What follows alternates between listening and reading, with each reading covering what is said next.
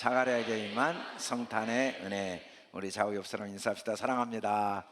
축복합니다. 함께해서 행복합니다. 성탄의 은혜가 충만하길 바랍니다. 아멘, 아멘, 아멘. 앉아주시기 바랍니다. 오늘 우리 문현호 집사님 소개로 양용준 성도님께서 저희 교회에 오셨습니다. 잠깐 일어서 주시겠어요? 우리 양용준 성도님, 큰 박수로 반갑습니다. 주님의 이름으로 환영하고 진심으로 축복합니다. 앉아주시기 바랍니다.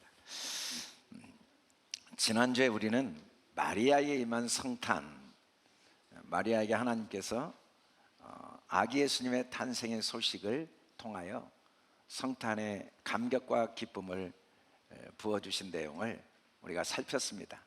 마리아라는, 미리암이라는 이 이름의 의미는 고통과 아픔, 쓰다 라는 의미를 가지고 있지만 사실은 그 속에 말할 수 없는 하나님의 놀라운 은혜가 담겨 있다는 걸 우리가 함께 살폈습니다. 오늘은 계속해서 사가랴에게 임한 성탄 메시지입니다. 사가랴라는 말은 자카르, 기억하다와 여호와를 합친 하나님이 기억하시는 사람이라는 의미를 가진 단어입니다. 또 하나님을 기억하는 사람이라는 의미도 됩니다. 사가랴는 정말 하나님을 기억하는 사람이었습니다. 당대 이스라엘 민족의 정치 경제 상황은 최악이었습니다. 로마의 식민 통치 아래에 있는 것도 문제지만 이방 나라의 압제를 거의 600년 동안 계속 받고 있었으니까 얼마나 많은 사람들이 가난과 질병, 정신질환에 고통을 당했는지 복음서를 읽어보면 구름대처럼 가난한 사람들이 몰려다니는 걸 볼 수가 있습니다. 온갖 병들로 고통하는 때죠. 근데 사실 정말 심각한 문제는 당시의 종교 지도자들의 타락이었습니다. 여러분, 아무리 하나님을 신실하게 믿는다 할지라도 현실의 어려움이 대를 이어 계속 반복되면 그 하나님을 믿는다는 게 정말 어렵다는 걸 우리도 실제로 경험을 하는데, 이스라엘 백성들은 600년 가까이 이방 나라의 압제를 당하고 있었기 때문에 종교 지도자들이 백성들에게 할 말이 없습니다. 하나님이 우리와 함께 하시고 하나님이 우리를 책임지시고 돌보신다는 증거를 도무지 볼 수 없다고 모두가 항변하는 그때 하나님을 신실하게 의지하고 믿으라고 누가 말할 수 있겠습니까? 그러나 사가랴는 항상 하나님 앞에 의롭고 경건한 삶을 살았다고 성경에 기록되어 있습니다. 사실은 사가랴 혼자 그렇게 살기가 어렵죠. 아내 엘리사벳도 동일하게 여인으로서 제사장 가문에 아이 하나 낳지 못한 저주받은 여인, 가장 불행한 여인. 당시 이스라엘 백성의 여자는 사람 취급을 받지 못했어요. 사람 수에 넣지도 않았어요. 하물며 제사장 가문에 아이를 낳지 못한 여자는 그 가문의 저주입니다. 이보다 불행하고 이보다 가슴 아프고 이보다 고독하고 슬픈 일은 이 세상에 없을 거예요. 그런데 그의 아내 엘리사벳도 철저하게 하나님 앞에 흔들림 없이, 이 엘리라는 말이 하나님, 나의 하나님, 샤바라는 말이 맹세라는 의미를 가지고 있는데 하나님 앞에 한 번도 흔들림 없는 삶을 산 아내, 그리고 항상 하나님을 기억한 사가랴, 이 두 사람의 부부가 그 어려운 시기, 모든 종교 지도자들이 타락한 시기에 하나님 앞에 경건하고 의롭게 산 사람들이었죠. 사실은 그 정도 의롭게 살면 그래도 하나님이 일말의 희망이라도 주셔야 되는데, 그렇게 간절히 기도하고 간구하고 흔들림 없이 기도했는데 결국은 더 이상 나이가 많아 아이를 낳을 수 없는 지경까지 이른 거예요. 우리도 종종 한 해를 마무리하면서 연초에 꿈을 갖고 시작했는데 한 달 지나고 6개월 지나고 10달이 지나고 연말이 가까우면서 그래도 기대했던 것들이 점점 희미해지고 이제 더 이상 방법이 없다는 생각이 들 때 밀려오는 절망, 마지막 희망의 등불이 탁 꺼져버린 순간 밀려오는 절망은 말로 표현할 수가 없을 거예요. 바로 그 상황, 그 시대의 그 상황 속에 놓인 사람이 샤가랴입니다. 그런데 하나님께서 이 샤가랴에게 엘리사벳을 통해 아들을 낳게 하신 거죠. 오늘 말씀은 그 아들을 낳은 후에 샤가랴에게 임한 성령의 감동으로 이 땅에 아기로 오신 예수님이 나에게 어떤 분인가를 선포하고 있는 말씀입니다. 2024년 전 우리가 BC, AD, 올해가 AD 2024년 12월 15일인데 이 날짜는 AD, 아노 도미니라는 이 AD라는 말은 아노 후에, 도미니 주님, 주님 후에, AD 예수님 후에라는 말입니다. BC라는 말은 before Christ, 전에, Christ 예수님 전에. 그래서 예수님은 시간의 기준점이에요. 2024년 전에 아기로 오신 예수님이 바로 나 한 사람, 우리 각자에게 어떤 의미가 있는가, 그게 더 중요하겠죠. 그분이 오셨다는 사실이 중요한 게 아니라 그분이 오신 사건이 과연 나의 삶에 어떤 의미가 있는가, 그게 정말 중요한데 그 의미가 무엇인가를 샤가랴를 통해 하나님이 우리에게 교훈하시고 선포하시고자 샤가랴 한 사람을 택하셨고 그의 삶을 주관하고 계셨던 거죠. 그 사실을 깨닫게 된 거예요. 왜 내가 하나님을 기억한 사람인데 하나님이 나를 절대적으로 기억하고 있다고 나는 확신하며 살아왔는데 내 안에도 그렇게 사람들의 비난과 조롱과 손가락질을 받으면서도 하나님 앞에 맹세한 대로 율법과 규례를 흠없이 지켰는데 하나님을 떠난 사람들도 그렇게 잘났는 아들을 한 명도 낳지 못하는가? 4명, 5명도 낳은 사람들이 수두룩한데 더군다나 아들을 낳는 게 사람의 힘이 아니고 전적으로 하나님의 능력이라는 걸 우리도 알고 있는데 내 잘못도 아니고 하나님을 이렇게 의지한 나에게 어떻게 아들을 낳게 하지 않는가? 결국은 아들을 낳을 소망을 완전히 끊어버리셨는가? 라는 상황 속에서도 하나님께 대한 맹세가 흔들리지 않은 엘리사벳, 그 두 사람을 통해 하나님이 우리에게 오늘 성탄의 의미를 가르쳐주고 계시다는 거죠. 오늘 말씀에 보면 먼저 아들을 낳은 후 8일 후에 할례를 행합니다.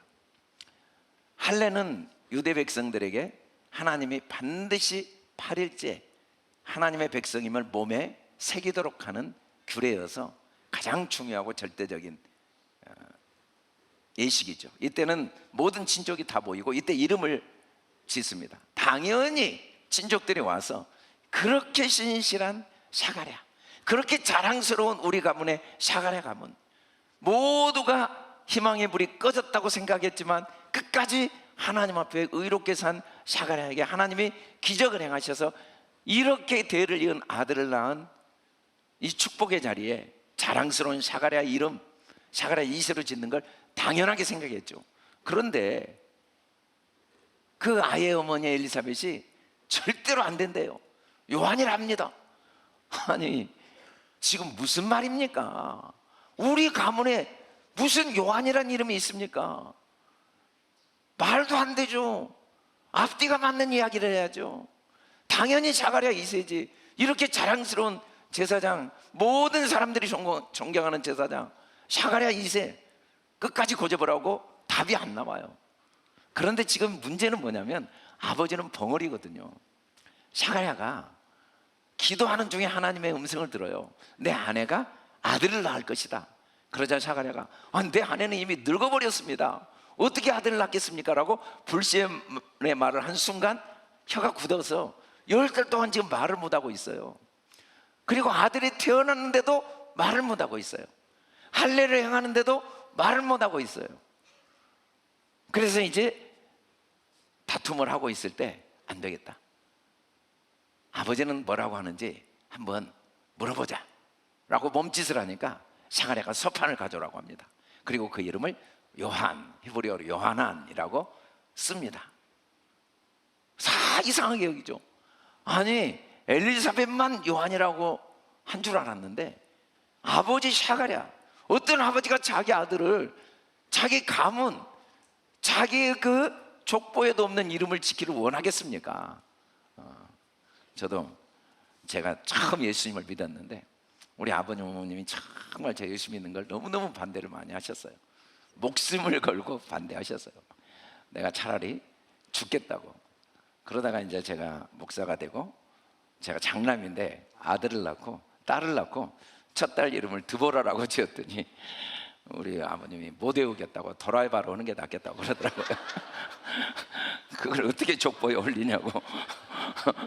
드보라 도저히 외울 수가 없대요. 무슨 이름이 도라이바냐고. 그래서 이제 제가 이 드보라 이름이 얼마나 좋은 이름인가 설명했는데 그 참으시더라고요. 딸이니까 굉장히 유교적인 분이셨는데, 근데 제가 장남인데 아들을 낳고 바울이라고 했더니 정말 힘들어하셨어요. 바울이 뭐냐? 바울이가 낫겠다. 또 우리 집안에 그 제자 돌림 다 족보가 있는데 바울이라고 이름을 호적에 올리겠다고 했더니 그럼 호적에는 그렇게 올리지 마라 했는데 이제 제가 호적에 그렇게 올렸죠. 많이 처음에는 힘들어 하셨어요. 나중에 예수님 믿고 너무 좋아하셨지만 근데 이 요한이라고 한다는 게 얼마나 힘든 일입니까? 그런데 이렇게 요한이라는 이름을 썼더니 결과가 어떻게 됐습니까? 그때 입이 풀린 거예요. 그때 혀가 풀린 거예요. 그리고 풀린 입으로 하나님을 찬송한 내용이 오늘 말씀입니다. 사실은 사람에게 하나님이 주신 최고의 복이 아무리 많고 많아도 언어의 축복보다 큰 복이 없어요. 말하는 능력.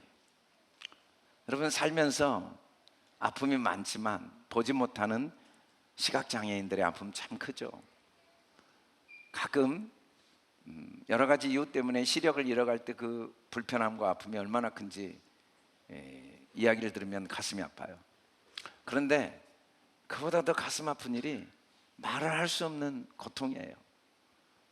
언어의 장애를 갖고 있을 때 이제 아예 언어를 말을 못하는 농아들도 있죠. 그런데 그 고통도 크지만 말을 더듬는 고통도 평생 떠나지 않습니다.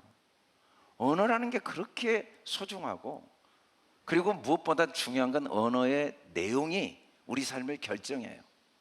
하나님은 전능하시죠. 하나님은 절대 주관자십니다.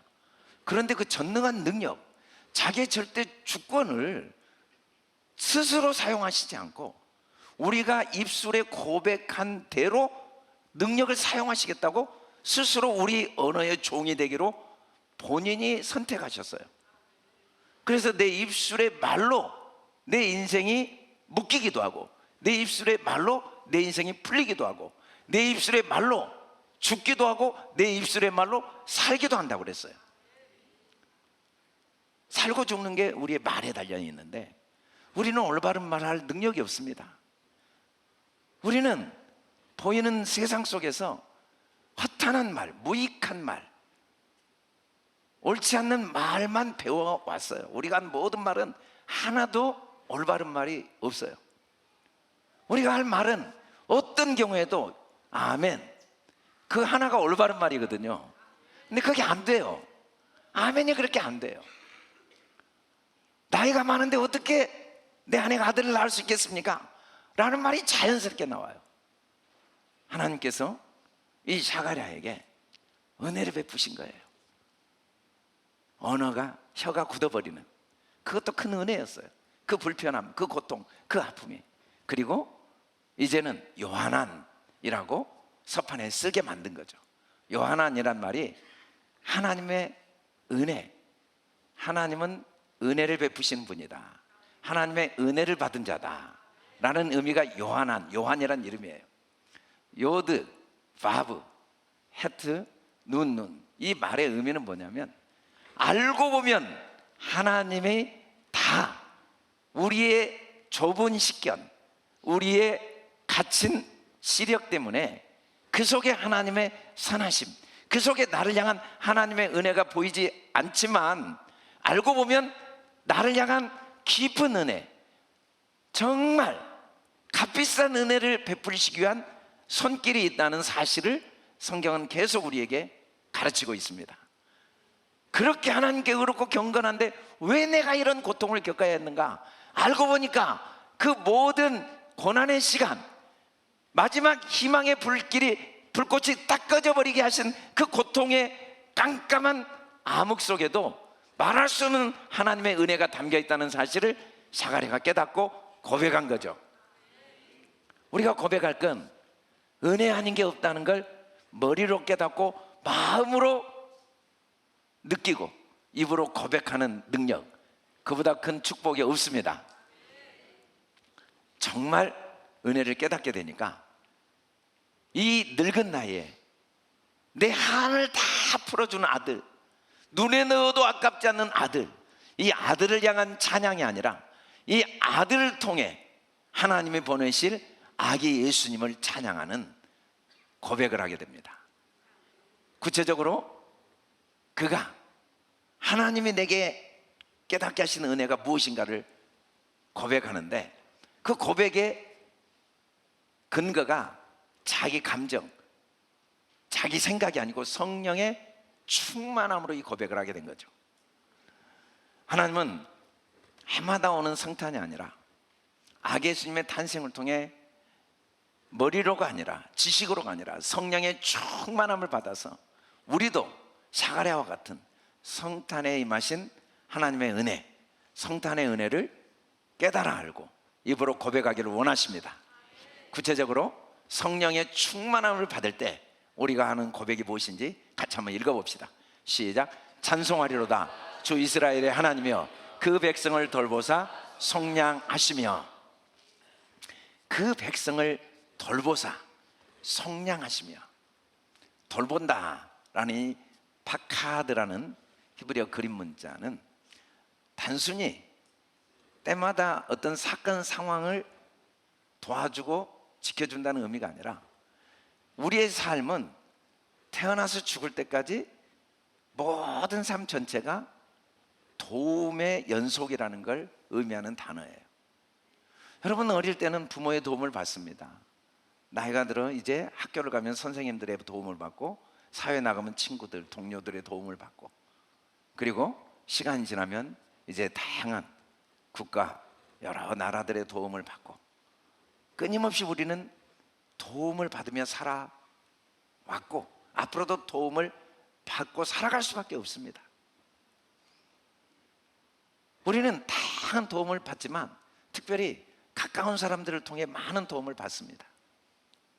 그런데 문제는 뭐냐면 항상 도움을 받고 있는데도 불구하고 내가 도움을 받고 있다는 사실을 전혀 생각하지 못한다는 것. 자카랴, 사가랴라는 말은 기억해야 돼요. 여호와가 기억하시는 사람. 여호와를 기억한다는 건 뭐냐면, 여호와란 말이 항상 나를 돌보시는 분이라는 의미가 있어요. 하나님은 한순간도 나를 돌보시지 않은 적이 없습니다. 그런데 우리는 기억하지를 못해요.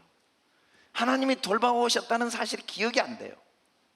그리고 하나님이 반드시 나를 영원히 돌보신다는 사실을 아예 생각을 못해요.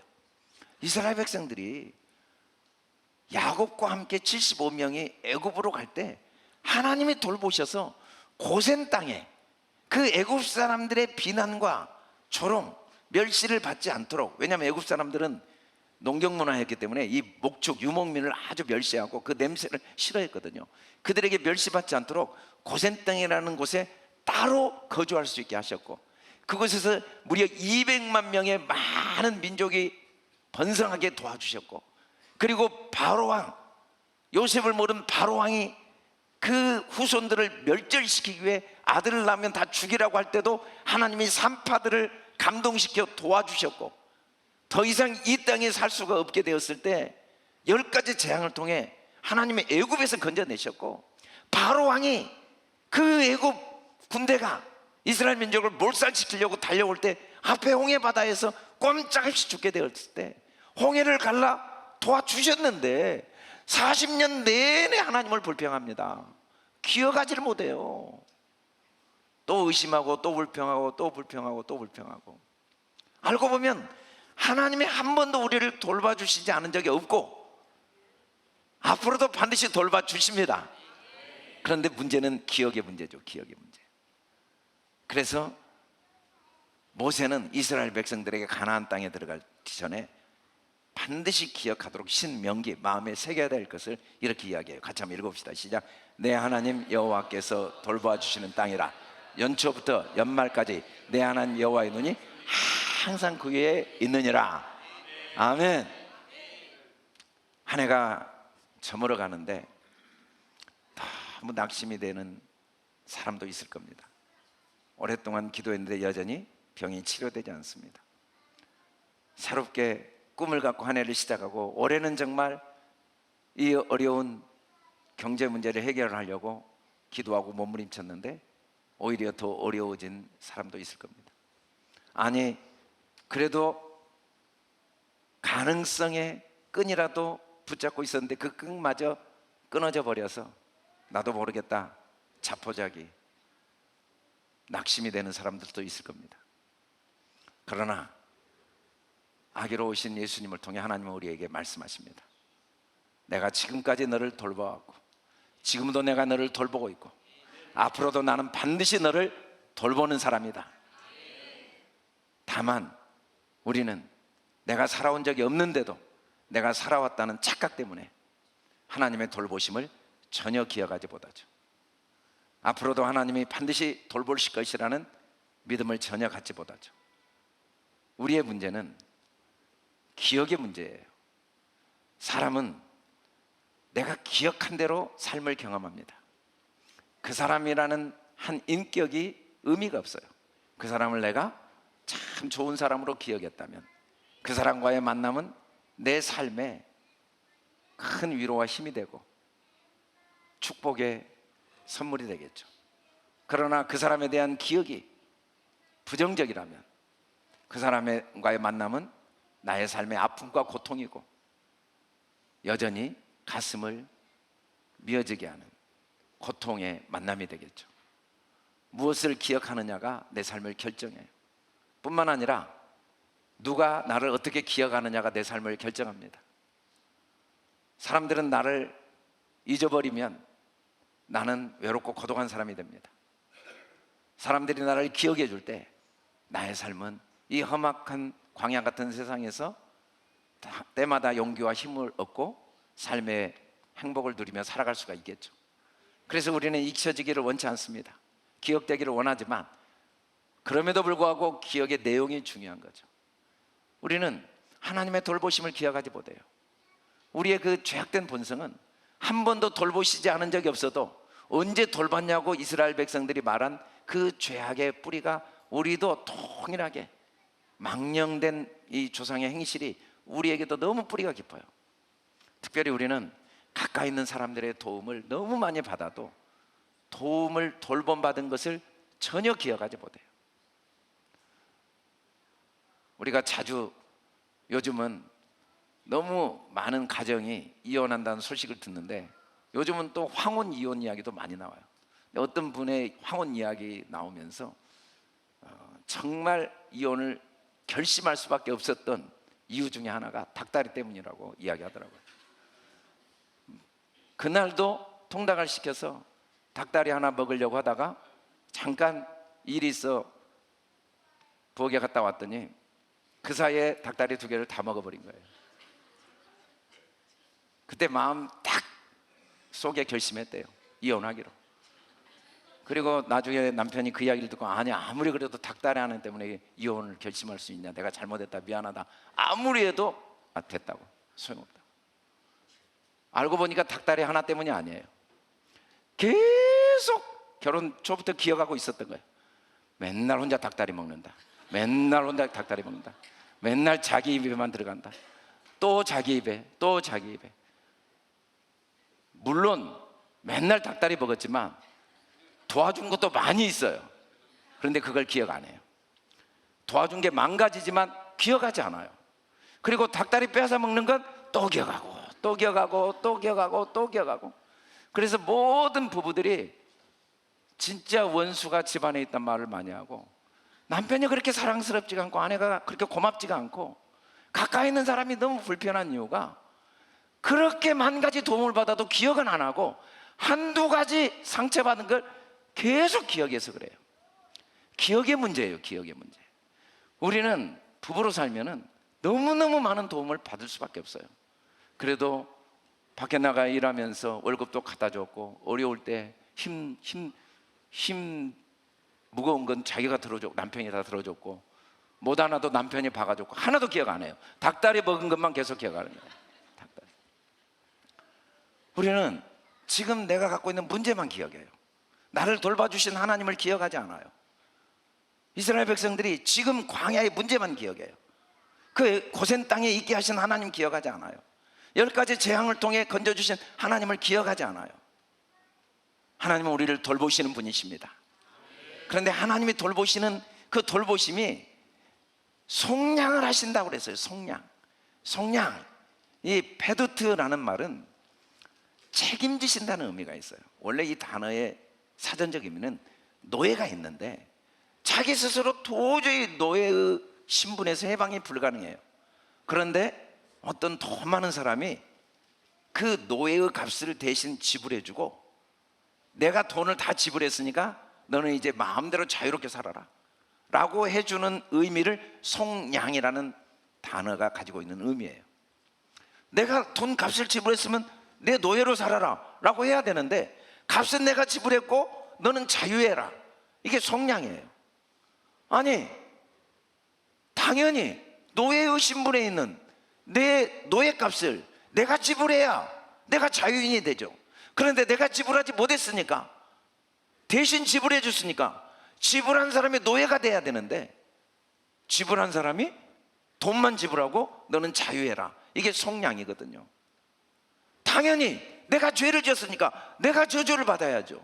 그런데 주님이 죄값을 다 짊어지시고, 너는 죄 없다, 너는 의롭다, 너는 깨끗하다 라고 말하시는 게 속량이에요. 당연히 내가 잘못했으니까 내가 책임져야죠. 그런데 주님이 내가 너의 모든 연약함을 짊어지고 내 허물을 짊어지고 내가 깨끗이 모든 문제를 해결해 주었다. 이게 속량이에요. 주님은 우리를 어떻게 돌보시냐면 반드시 합리화의 선이 되도록 책임을 지십니다. 나는 어리석고 무지하고 나는 교만하고 완악하지만 그럼에도 불구하고 연약한 나이기 때문에 절대로 포기하거나 우리를 심판하지 않고 오히려 그 연약함과 허물마저도 나에게 유익이 되도록 책임을 지시는 분이십니다. 하나님은 반드시 나를 돌보시고 속량하시는 분이심을 확증하시기 위해서 하나님이 아기로까지 낮아지셨습니다. 같이 한번 읽어봅시다. 시작. 율법 아래 있는 자들을 속량하시고 우리로 아들의 명분을 얻게 하려 하심이라. 우리는 아들들입니다. 하나님의 아들들. 하나님은 육신의 부모도 자기 아들을 기억하고 그리고 돌보고 반드시 책임지는데, 하물며 영원하신 하늘아버지께서 나를 돌보시지 않겠습니까? 나를 책임지지 않겠습니까? 인생의 절망과 좌절을 맛보고 자포자기의 심령이 드는 이유는 내 삶에 문제가 커서가 아니라 돌보시는 하나님을 믿지 못하고 그 하나님이 책임져 주시는 분이심을 인정하지 않고 그 수고하고 무거운 짐을 나 혼자 지다 쓰러진 것이지 짐이 문제가 아님을 아기로우신 예수님이 우리에게 분명하게 말씀하십니다. 성탄을 맞이해서 다시 한번 아기로우신 예수님을 통해 나를 돌보시는 하나님, 나를 책임지시는 하나님을 믿음으로 감사와 찬양이 넘치는 저와 여러분 될 수 있기를 주님의 이름으로 축원합니다. 같이 한번 읽어봅시다. 시작. 나를 항상 돌보시고 책임지시는 하나님의 사랑에 감사 찬양드립니다. 그런데 하나님께서 구체적으로 어떻게 돌보시고 속량하시는가? 그건 바로 구원의 뿔을 보내셨다고 그랬어요. 구원의 뿔을 일으키셨다. 구원의 뿔이란 말은 구원의 능력, 구원의 힘을 의미합니다.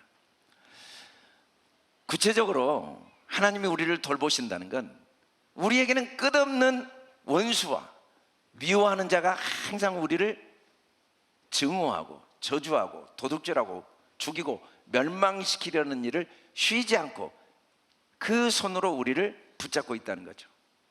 우리 힘으로 이걸 벗어날 수가 없습니다.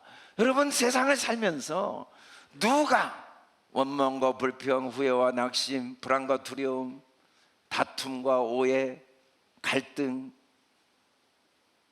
그런 삶을 살기를 원하는 사람이 누가 있겠습니까? 항상 감사하고 기뻐하고 찬양하고 사랑하고 이해하고 협력하고 축복하는 삶을 살기를 원하지 않는 사람이 누가 있겠습니까마는, 그럼에도 불구하고 우리의 삶은 항상 끝없이 눈을 뜨면 또 염려와 불안이 나도 모르게 내 마음을 사로잡고 있고, 알 수 없는 그 입술에 나온 고백들이 원망, 불평, 후회, 판단과 정죄, 비난, 갈등과 다툼이 나도 모르게 끝없이 흘러나오는 이유는 내가 처한 상황 때문이 아니고 바로 원수들 때문이라고 말해요. 계시록 13장에서 우리에게 성경은 이렇게 교훈합니다. 같이 한번 읽어봅시다. 내가 보니 바다에서 한 짐승이 나오는데 뿔이 10이요 머리가 7이라 그 뿔에는 10왕관이 있고 그 머리들은 신성 모독이라는 이름들이 있더라. 끊임없이 이 원수들이 뿔로 우리를 찔러 결국은 그 뿔이 우리에게 주는 고통은 뭐냐면 이름을 모독하는 이름을 짓는 겁니다. 인생은 모두가 결국은 각자 자기가 짓는 이름에 의해 삶이 결정돼요. 사건은 의미가 없어요. 실패다, 저주다, 손해다, 억울하다, 헛되다 라는 이름을 붙인 순간 내가 붙인 이름 때문에 우리는 그 이름에 맞는 감정을 경험합니다. 괴롭다, 억울하다, 슬프다, 비참하다, 절망적이다 라는 감정은 내가 붙인 이름에 의해서 내가 경험한 거예요. 사건이 결정한 게 아니에요. 근데 사단은 계속해서 우리를 뿔을 찔러요. 잘못된 신성 모독의 이름을 부르치도록. 하나님의 이름을, 신성을 모독하는 이름이 뭡니까? 하나님이 하시지 않는 일이 있어야 내게 유익이 안 될 수가 있죠. 하나님이 하시지 않는 일이 있어야 내게 헛된 일이 있을 수가 있죠. 하나님이 하시지 않는 일이 있어야 잘못된 일이 있죠. 그러나 하나님이 하시지 않는 일이 없습니다. 하나님의 주권 속에서 모든 일이 일어나고 있습니다. 표면적으로 보면 사람이 한 일이지만 그 배후에 들어가 보면 하나님의 손길이 계속 그 모든 걸 넓은 깊고 높은 하나님의 계획 속에 주관하고 계십니다. 그러니까 우리는 절대적으로 신성한 이름을 붙여야 됩니다. 하나님이 보시기에 좋았더라, 하나님이 보시기에 심히 좋았더라, 다 선한 뜻이 있습니다. 합력하여 선이 됩니다. 나의 실패, 나의 죄, 나의 어리석음도 배움의 기회예요. 성장의 기회예요. 하나님을 더 의지하는 기회예요. 믿음을 배우는 기회예요. 감사합니다 라고 올바른 이름을 붙여야 됩니다. 그러나 마귀는 끊임없이 아침에 눈만 뜨면 신성 모독한 이름을 붙입니다. 틀렸어, 잘못됐어, 어쩔 수 없어, 억울해, 나쁜 놈이야. 나쁜 놈은 없습니다. 다 하나님이 내게 합력하여 선이 되도록 도우시는 선물들입니다. 감사함으로 받으면 버릴 게 없습니다. 감사라는 이름을 붙이면, 은혜라는 이름을 붙이면 마음에 새 힘이 솟아납니다. 우리 힘으로 그게 가능하겠습니까? 우리 능력으로 가능하겠습니까? 그런데 우리 안에 아기로우신 예수님이 내 마음의 주인으로 임하실 때 그 예수님의 뿔이 우리 생각을 사로잡습니다. 그래서 종신토록 주 앞에서 성결과 의로운 마음, 두려움이 없는 마음, 하나님을 섬기는, 신성을 모독하는 삶이 아니라 하나님을 인정하고 하나님을 존중하는 삶을 살도록 우리를 축복하십니다. 그래서 히브리서 기자는 뭐라고 말합니까? 같이 한번 읽어봅시다. 시작. 그러므로 우리는 긍휼하심을 받고 때를 따라 돕는 은혜를 얻기 위하여 은혜의 보좌 앞에 담대히 나갈 것이니라. 왜 그렇게 담대히 나가야 됩니까? 계속 읽어봅시다. 시작. 하물며 영원하신 성령으로 말미암아 흠없는 자기를 하나님께 드린 그리스도의 피가 어찌 너희 양심을 죽은 행실에서 깨끗하게 하고 살아계신 하나님을 섬기게 하지 못하겠느냐. 짐승의 제물을 드려도 하나님께 나갈 길이 열렸는데, 하물며 이 땅에 아기로 오셔서 낮고 낮은 구유까지 낮아지시고 거기에서 더 음부까지 내려가 십자가까지 낮아지시고 우리를 위해 자기의 피를 다 주신 주님의 제물이 어찌 우리 양심을 죽은 행실에서 깨끗하게 하고 살아계신 하나님을 섬기게 하지 못하겠느냐? 세상은 우리를 끊임없이 정죄합니다. 우리의 기억은 끊임없이 우리를 자책하게 합니다. 그리고 세상이 주는 온갖 뿔들, 안목의 정욕, 육신의 정욕, 이생의 자랑은 옳고 그름을 끊임없이 따집니다. 좋고 나쁨을 따집니다. 손해와 역을 따집니다. 의미와 무의미를 따집니다. 가치와 무가치를 따집니다. 그러나 하나도 의미 없는 게 없습니다. 하나도 가치 없는 게 없습니다. 다 소중합니다. 다 가치 있습니다. 다 나에게 유익이 됩니다 라는 사실을 우리 마음 깊이 깨닫고 인정하고 그 이름을 매 순간 붙일 수 있도록 예수 그리스도의 뿔이 우리 안에 들어올 때 신성 모독 이름을 붙였던 모든 뿔을 완전히 부서뜨리고 완전히 뽑아버리고 우리에게 구원의 능력, 구원의 은혜를 누리게 하십니다. 그래서 우리는 항상 이제는 아기로 오신 예수님을 통해 하나님이 우리에게 보이신 이 명백한 증거를 통해 참마음과 온전한 믿음으로 하나님께 나가야 됩니다. 아멘. 크게 한번 읽어봅시다. 시작. 성결과 의와 두려움이 없이 하나님을 섬기게 하심을 감사 찬양드립니다. 다시 한번 시작. 성결과 의로 두려움 없이 하나님을 섬기게 하심을 감사 찬양드립니다. 우리는 절대로 육체대로 나를 보거나 또 이 율법의 기초에서 나를 보면 안 됩니다. 하나님의 복음의 말씀의 기초에서 나는 비록 연약하고 부족함에도 불구하고 오히려 연약함과 부족함을 통하여 반드시 더 하나님을 가까이 하고 하나님을 의지하게 하고 하나님을 높이게 하고 그래서 합력하여 선이 되게 하신 주님을 바라봄으로 마음은 담대해야 됩니다. 부끄럽고 후회가 되고 안타깝고 고통스럽지만 그 자리에 머무르면 안 되고 그 뿔을 뽑아내고 그것 때문에 더 겸손히 무릎 꿇고 그것 때문에 더 주님을 의지하고 그것 때문에 더 주님을 주로 모시며 주만 높이는 축복의 자리로 나와 담대히 기도의 자리로 나오면 하나님이 때를 따라 도와주십니다. 더 큰 은혜를 주십니다. 더 큰 지혜를 주십니다. 반드시 더 큰 능력을 주십니다. 하나님께서 우리를 도우시는 방법이 구원의 뿔을 주셔서 이 원수 미워하는 자의 뿔을 무너뜨리시는 방법이 구체적으로 무엇입니까? 그건 바로 죄사함으로 말미암은 구원입니다. 죄사함이라는 건 계속 깨닫게 하시는 거예요. 또 실수하고 또 잘못할 수 있지만 또 다시 그 자리에서 은혜를 더 깨닫게 하시고 죄사함이라는 건 끝없이 알게 하신 겁니다. 더 하나님의 사랑의 깊이를 알게 하시고 더 하나님의 사랑의 높이와 넓이를 알게 하시고 더 하나님의 돌보심을 알게 하시고 더 하나님의 책임심을 알게 하시고 더 많이 하나님께 맡기고 더 많이 하나님을 의지하게 하는 은혜가 바로 죄사함의 은혜입니다. 주님은 끝없이 우리에게 죄사함을 주십니다. 우리는 어리석어 미련하여 제 길로 갈지라도 오히려 그 길 때문에 더 깊이 주님께 가까이 가고 더 깊이 주님을 알게 하고 더 주님의 은혜 안에 뿌리를 내리게 하십니다. 그 방법이 구체적으로 무엇인지 같이 한번 읽어봅시다. 시작. 이는 우리 하나님의 긍휼로 인함이라. 이로써 돋는 해가 위로부터 우리에게 임하여. 위는 이 눈에 보이는 위가 아니라 항상 우리 마음을 의미합니다. 주님은 어떻게 구원의 뿔로 우리를 도우시냐면 우리 마음 깊은 곳에 돋는 해를 주십니다. 항상 태양이 떠 있겠지만 대낮에 그 태양의 가치는 우리에게 다가오지 않아요. 그런데 칠흑같이 어두운 밤이 되면 아침에 떠오르는 태양이 얼마나 감격적으로 다가옵니까? 우리 삶의 고난과 아픔들은 그 나를 돌보시고 책임지신 하나님을 선명하게 알게 하고 그 하나님의 은혜를 마음 깊이 깨닫게 하는 축복의 과정입니다. 오히려 그 어둠을 통해 우리 마음 깊은 곳에 세상이 줄 수도 빼앗을 수도 없는 참된 빛을 비춰 주십니다. 이게 바로 참빛이죠.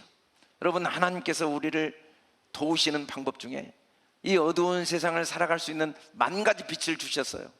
때로는 아내를 통해, 남편을 통해, 부모를 통해, 친구를 통해, 때로는 생각지도 않았던 독지가를 통해 물질의 도움을 받고, 예기치 않았던 질병을 훌륭한 의사의 도움을 통해 치료를 받고, 다양한 도움으로 내 삶의 어둠을 이기게 하시지만, 그럼에도 불구하고 그 모든 빛들이 결국은 참빛은 아닙니다. 또 환경이 바뀌고 상황이 바뀌면 우리는 여전히 또 다른 어둠 속에 들어갑니다. 프랑스에 갔을 때 프랑스의 수많은 위대한 인물들이 있는데 모파상 이야기를 하더라고요.